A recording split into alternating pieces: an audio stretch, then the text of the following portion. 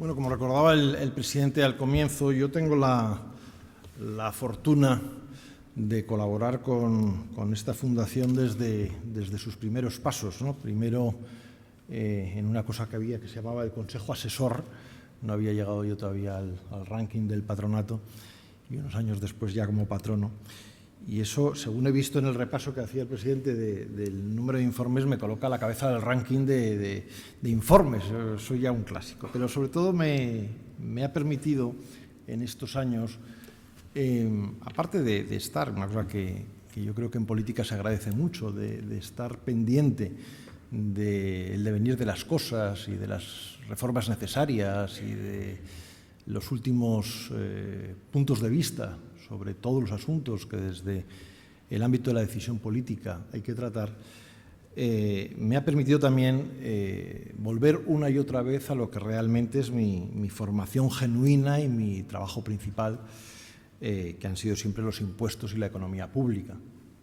Los tres últimos informes que se mencionaban pues, versan de una manera u otra sobre lo mismo, ¿no? Tanto el que hicimos hace algún tiempo sobre reforma del Estado autonómico, que iba muy centrado precisamente en la parte económico-financiera, y donde se apuntaban algunas cosas que de hecho afortunadamente caminan en esa dirección. Estaba, digamos, apuntada de alguna manera ya la reforma constitucional que después se hizo y la nueva ley de estabilidad, y por lo tanto el reforzamiento de las potestades de la Administración General del Estado y del Gobierno de la Nación para controlar las cuentas de las comunidades autónomas y de las administraciones locales, y otro todavía más reciente sobre balanzas fiscales y el tramposo uso que se ha hecho reiteradamente de lo que habitualmente se llaman balanzas. Por eso cuando hace, y lo recordaba José Félix, cuando hace un año prácticamente se nos propuso empezar a trabajar en una reforma fiscal, me pareció desde el comienzo que era una reflexión estrictamente necesaria. Y es una reforma estrictamente necesaria, o es una reflexión estrictamente necesaria, porque yo creo que cualquiera tiene la sensación de que a lo largo de los últimos años la terrible coyuntura económica que ha vivido el país y algunos errores del gobierno socialista han precipitado una debacle en las cuentas públicas que ha tenido que ser atendida con reflejos de muy corto plazo, con reacciones muy inmediatas, buscando efectos prácticamente para los próximos 30 días, pero que en su conjunto han derivado en un sistema fiscal que realmente no merece tal calificativo, es decir, no es sistemático, no obedece a una lógica común, ni tiene unas figuras impositivas que, digamos, actúen coherentemente en la búsqueda de unos objetivos previamente definidos. Esa reflexión, por lo tanto, que empezamos pues con el curso académico, por decirlo de alguna manera, y en la que han participado todos los que hoy nos acompañan, tenía, digamos, un sentido propio cuando se inició.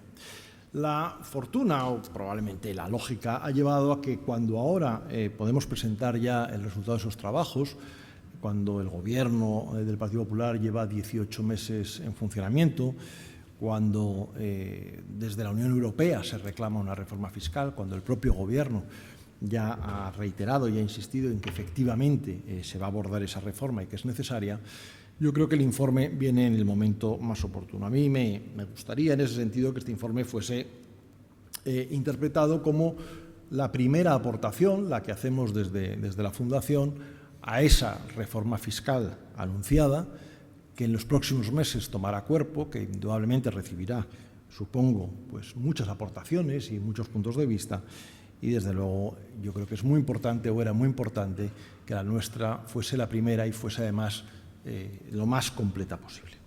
José Félix ha anticipado prácticamente el contenido de nuestro trabajo, el resultado, digamos, de nuestro trabajo. Yo voy a hacer muy brevemente, para no extendernos demasiado y para dar lugar también a un tiempo suficiente de coloquio, que es lo más interesante, alguna consideración adicional sobre los porqués de la reforma.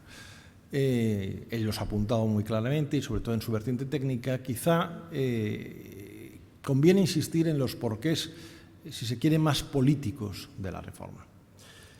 La primera evidencia es que el sistema impositivo español no garantiza la suficiencia para la financiación del gasto público.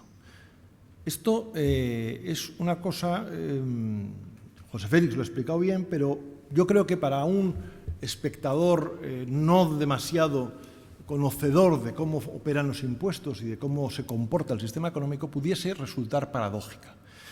El trabajo está lleno, lo pueden ver ustedes, está lleno de tablas comparativas en toda Europa y en general en los países desarrollados sobre tipos impositivos. Hemos hecho un enorme esfuerzo por recopilar información sobre dónde están los niveles de tributación en el impuesto sobre la renta, en las cotizaciones sociales, en el IVA, en los impuestos especiales, en todos los países de nuestro entorno.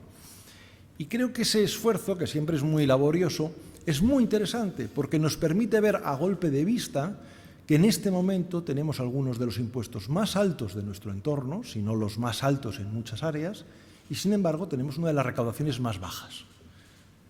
Y dar respuesta a esa aparente paradoja, que lo es menos después de haber escuchado a José Félix de por qué se produce ese efecto, pero dar respuesta a esa paradoja exige hacer una reflexión un poco profunda. Es decir, ¿cómo puede ser, si tenemos formalmente unos impuestos muy elevados, tenemos una recaudación completamente insuficiente? La respuesta banal a esa realidad es decir que todo es consecuencia de la defraudación. Yo creo que hablar de defraudación es muy importante, hablar de fraude es muy importante y, desde luego, el fraude ocupa un hueco en la explicación de esa diferencia.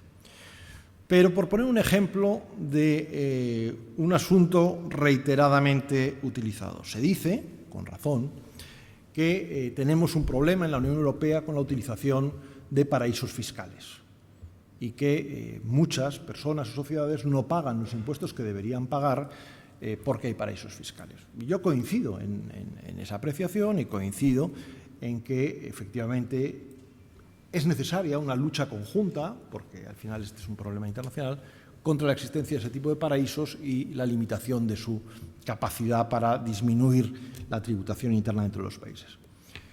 Pero lo que, por otro lado, es evidente es que los paraísos fiscales no solo afectan al sistema tributario español, luego no pueden ser la explicación de por qué los impuestos en España no rinden. Los paraísos fiscales son un problema para España, para Alemania, para el Reino Unido, para Italia, para todo el mundo. Luego, el factor diferencial no puede ser ese. Tiene que haber elementos internos del sistema que nos están provocando esas fallas de recaudación. Hay algunos que se identifican en el trabajo y sobre los que se propone su reforma. Desde luego, los sistemas estimativos de determinación de bases y cuotas son uno de ellos, sobradamente conocido. He de decir en ese punto, porque me llamó la atención, que esa misma consideración, casi en unos términos muy parecidos, está recogida exactamente en el informe que ha elaborado el Partido Socialista de cara a su conferencia de otoño, de octubre creo que es, donde también hablan del problema de los sistemas estimativos. Luego, este es un asunto conocido, pero hay mucho más para explicar la insuficiencia de nuestro sistema tributario. Y la otra parte, que es quizá la más interesante desde el punto de vista de la reforma, es la que apuntaba José Félix. La otra parte es que no se asume con toda la fuerza que debiera que a partir de determinado momento los impuestos crecientes generan distorsiones en la actividad del sistema económico que devienen en menor actividad, menor empleo y menor ingreso. Y cuando se entra en ese círculo vicioso es necesario pararse, reflexionar y recomponer el conjunto del sistema.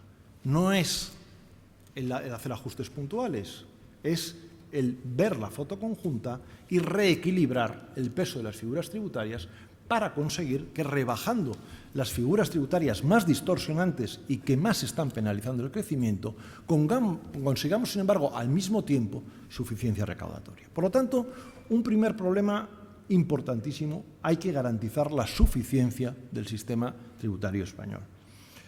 En segundo, el sistema fiscal se ha convertido en extraordinariamente injusto. Es injusto, evidentemente, por la existencia de ocultación del fraude, insistimos en esa idea y la reflejamos en muchos puntos del documento, pero también es injusto porque se ha ido concentrando el peso de la carga tributaria en las clases medias y singularmente en las clases medias asalariadas.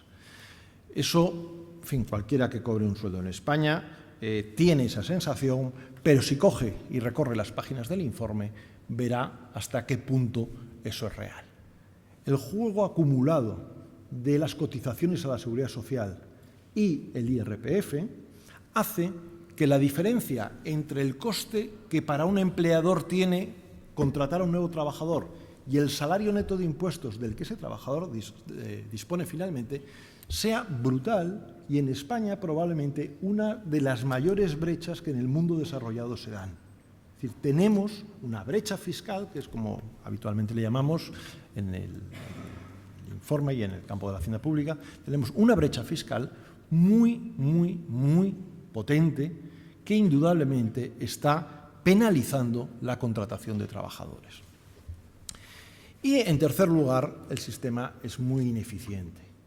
Y de eso también hay numerosa documentación, numerosa evidencia empírica a lo largo de este informe. Es ineficiente, desde luego, en la parte muy importante en este momento de que el sistema introduce o disuade, por decirlo de alguna manera, de nuevas inversiones y, por lo tanto, aleja la posibilidad de atraer recursos a generar riqueza en el sistema económico español y, por otro lado, es enormemente distorsionante, sobre todo en relación a la creación de empleo y la contratación de trabajadores. Por lo tanto, el sentido de la reforma que proponemos es, me atrevería a decir, casi obvio. Es decir, ¿en qué sentido tiene que girar el sistema? En este momento el sistema tiene que girar hacia un sistema impositivo que garantice la suficiencia recaudatoria, que distorsione menos la actividad económica y que sea más equitativo en el reparto de las cargas entre todos los ciudadanos. Eso podría parecer a algunos imposible, pero, sin embargo, a lo largo de estas páginas se dan muchas pistas, muchas propuestas concretas, muchas evidencias de por dónde se puede avanzar. Hay, desde luego, tres claves. Estimular la contratación de personal, es decir, la creación de empleo, facilitar el emprendimiento y la asunción de riesgos, otra clave fundamental y que distorsiona mucho la estructura impositiva actual, y, en tercer lugar, fomentar el ahorro, que es otro de los problemas que hay en el país. Hay otro dato que conviene tener en cuenta e introducir en el análisis, y es el cambio que se está produciendo en la pauta de crecimiento de la economía española. Es también un lugar común, y tiene una enorme parte de verdad, que parte de la caída recaudatoria que hemos experimentado en los últimos años tiene como causa fundamental el hundimiento de la actividad inmobiliaria. Y esto es verdad, pero es solo una parte de la verdad. Es verdad que la actividad inmobiliaria ha generado durante años muchos ingresos tributarios a todas las administraciones, en todos los niveles, tanto la central como la autonómica y la local. Y es verdad que la imposición inmobiliaria, además, tiene la característica de que durante mucho tiempo no solo ha generado muchos ingresos, sino que además, y eso no creo que tampoco se tiene siempre consciente, lo que ha provocado es una anticipación en el cobro de ingresos por parte de las administraciones. Es decir, cuando uno compra una vivienda y hace una hipoteca a 30 años, con la hipoteca financia el IVA. Ese IVA que la Administración cobra y computa como ingreso íntegro en el año en que lo recibía. Sin embargo, desde el punto de vista del contribuyente, si lo viese así, el IVA él lo está pagando durante 30 años, está pagando el IVA de su vivienda, porque lo está financiando con la hipoteca. Luego, es un doble efecto, es decir, es el efecto tanto de, digamos, de que llegan más beneficios por el número de transacciones y por el incremento del precio de la vivienda, como que hay un efecto de anticipación muy fuerte. Luego, indudablemente, esa caída de la actividad inmobiliaria ha generado una pérdida de ingresos muy interesante, muy importante. Pero luego es interesante tener presente, y se incorpora al análisis, que la pauta de recuperación española necesariamente pasa, y está pasando ya, por dos hechos muy relevantes. Uno es lo que solemos llamar el necesario desapalancamiento, o sea, la necesidad de reducir el endeudamiento de familias y empresas. Ese incremento de la tasa del ahorro, que es imprescindible para la recuperación, Genera, sin embargo, también pérdidas fiscales, porque hay una fuerte imposición vinculada al consumo, que cae en el ahorro. Pero, por otro lado, aumenta la caída de la demanda interna, aumenta la tendencia, o digamos, hace necesario para nuestras empresas volcarse a la exportación. Y, de nuevo, la fiscalidad de la exportación es distinta de la fiscalidad del consumo interno. Es decir, sustituir consumo interno por exportación garantiza la actividad de nuestras empresas o incluso la puede incrementar o la está incrementando en este momento, pero no genera las mismas bases fiscales, porque obviamente la exportación está desfiscalizada. Luego, el escenario en el que nos vamos a encontrar dentro de muy poco tiempo, digamos, en la hipótesis deseable, que es, digamos, salida de la recuperación mediante un incremento de nuestra capacidad de ahorro y un incremento de nuestras exportaciones, va a traer consigo también un escenario donde las bases fiscales disponibles van a ser distintas a las que teníamos antes del inicio de la crisis. Y esa reflexión hay que incorporarla para hacer el diseño de un nuevo sistema fiscal. Yo no me voy a entretener en las medidas concretas, que, insisto, José Félix las ha adelantado casi todas. No sé si se ha dejado alguna, creo que no. Pero sí quiero introducir dos o tres elementos más. Uno, que lo ha señalado José Félix, pero sobre el que quiero incidir porque creo que políticamente es relevante, es el maltrato que la familia recibe en este momento en el impuesto sobre la renta.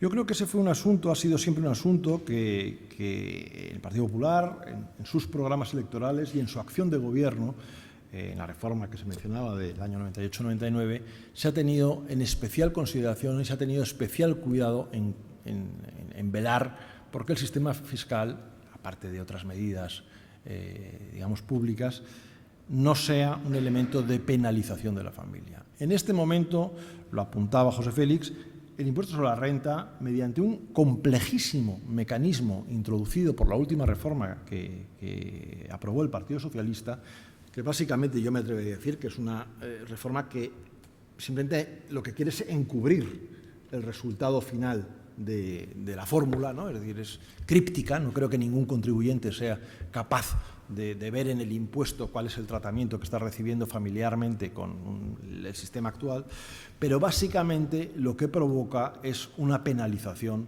de las familias, digamos, integradas por más miembros, es decir, no respeta la equidad horizontal en función del número de miembros de la familia, no lo corrige adecuadamente.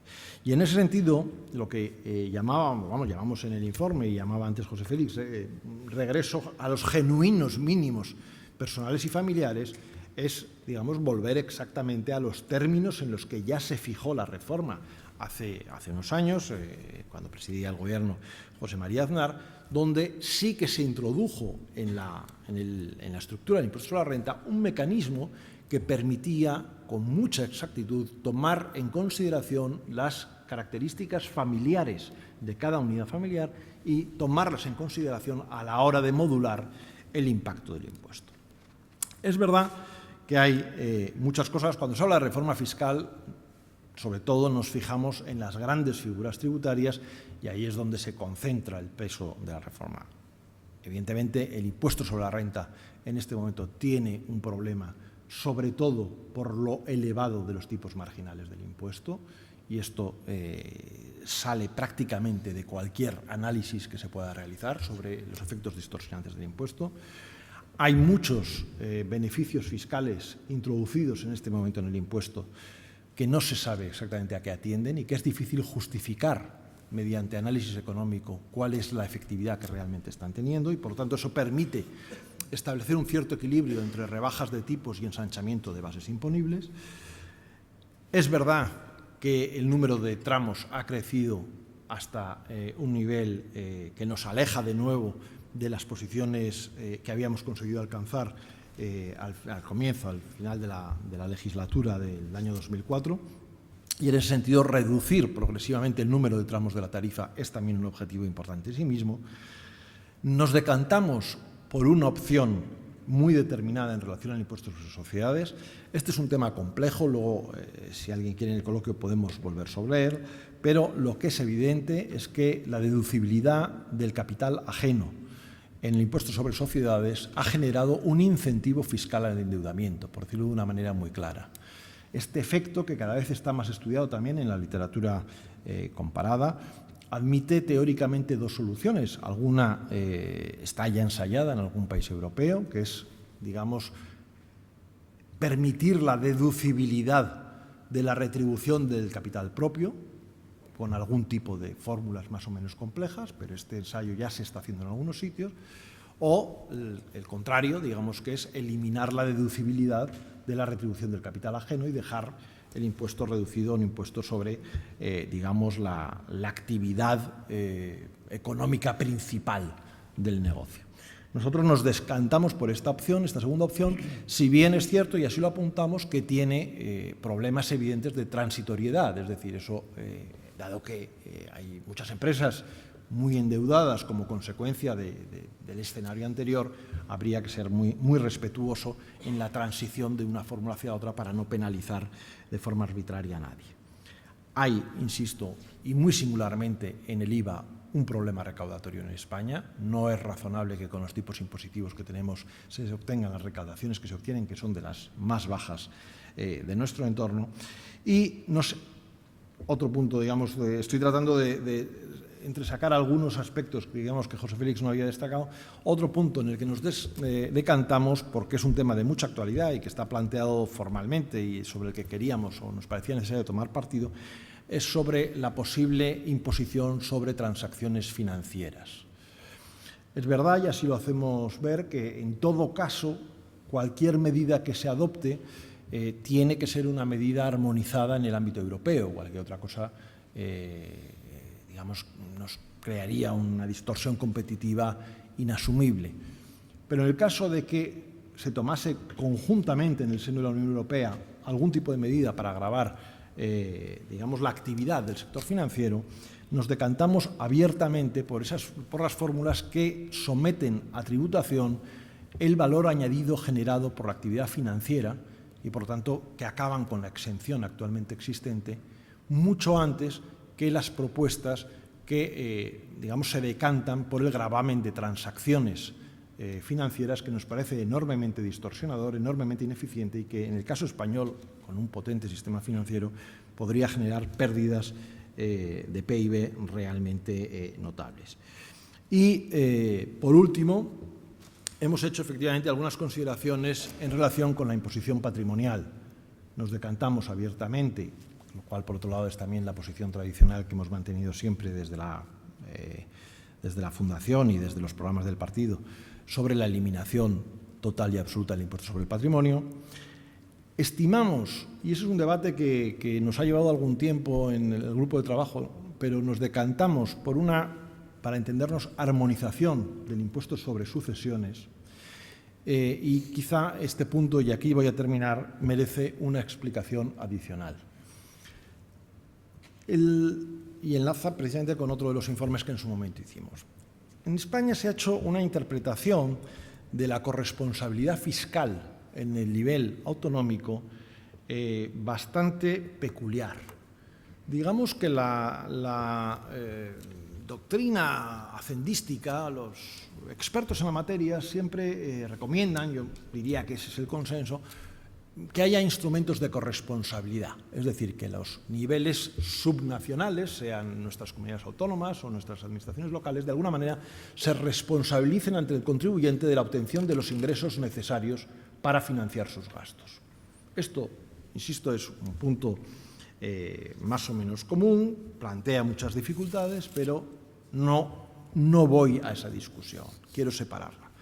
¿Cuál es el problema que se ha planteado en España? El problema que se ha planteado en España es que el ejercicio de esa corresponsabilidad se proyecta sobre figuras tributarias muy concretas y con capacidad recaudatoria muy pequeña. Es decir, uno no puede modular demasiado el impuesto sobre la renta. Quizá el impuesto sobre la renta es donde tiene más sentido que haya, otra cosa es que a los contribuyentes eso no nos guste, pero tiene sentido que aquellos gobiernos autonómicos que quieren gastar más tengan que poner tipos adicionales y, por lo tanto, sus ciudadanos perciban directamente que hay una correlación entre una voluntad de gasto público y una forma de recaudarlo. Pero se planea también sobre figuras muy estrechas. Y el caso extremo es el impuesto sobre sucesiones.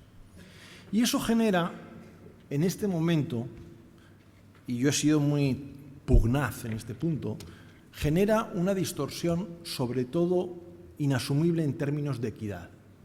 Por poner un ejemplo, en este momento, ante el fallecimiento de un padre o de una madre, 3 hermanos que residan, uno en Madrid, otro en Barcelona y otro en Londres, y que obviamente no han hecho opción fiscal ninguna, es decir, aquí no puedes hablar de que has votado con los pies ni nada parecido, es decir, el hecho determinante del pago del impuesto es imponderable y probablemente la residencia fiscal a estos efectos también. Uno a lo mejor tiene en cuenta la residencia fiscal para fijar el país donde trabaja, pero difícilmente para ver dónde paga el impuesto de sucesiones cuando recibe una herencia. En este momento puede haber diferencias del tanto a 10 veces. O sea, puede ser que uno de los hijos pague 3 mientras otro pague 30. O uno pague 5 mientras el otro pague 50. Este es el orden de magnitud de la diferencia. Bueno, esto es muy difícil, desde mi punto de vista, de justificar en términos de equidad ni en términos de eficiencia económica ninguna. Y, por lo tanto, la propuesta ahí es retomar un impuesto más armonizado, dejando ciertos márgenes de modulación al nivel autonómico, pero no tan anchos, fijando un mínimo común en la banda baja de los actualmente existentes y, por lo tanto, terminando con esta enorme disparidad en la tributación de las sucesiones que en este momento existe y que, insisto, desde mi punto de vista es muy inequitativa. Yo, dado que estamos en este ámbito de estudio y de reflexión, lo que invito a todos los que os habéis animado a asistir a esta edición del Campus de FAES es que os leáis. El informe es, yo creo que exhaustivo, es muy completo, toca todo el sistema tributario y, sinceramente, creo, y lo puedo decir hoy que está con nosotros el presidente, que nos podemos sentir orgullosos de contribuir a un debate tan importante como el que se está abriendo en este campo, con un documento tan sólido y tan completo como el que hemos preparado en estos meses. Nada más.